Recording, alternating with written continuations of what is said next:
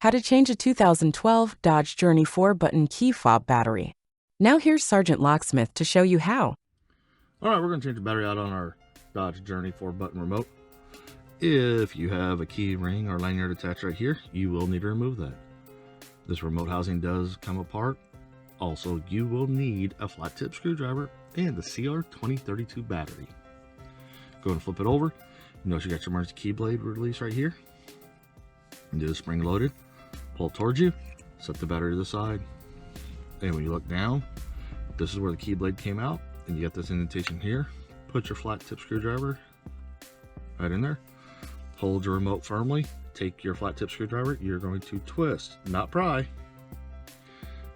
The housing popped. Set it back down. And the reason why I suggest doing that is that way your circuit board doesn't pop out. If it does, you can set it back in. You have that one hole that lines this up. Take that same flat tip, go 180 across from the tang, take the corner right here, put it in the remote housing, and your battery will pop out just by lifting up under there. This is your CR2032 battery.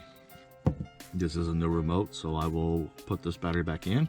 Reverse process, you set it in, push against, there's spring tension, make sure she's seated properly. And let's squeeze the two halves together. Hey, thanks again for watching, and let's be safe out there.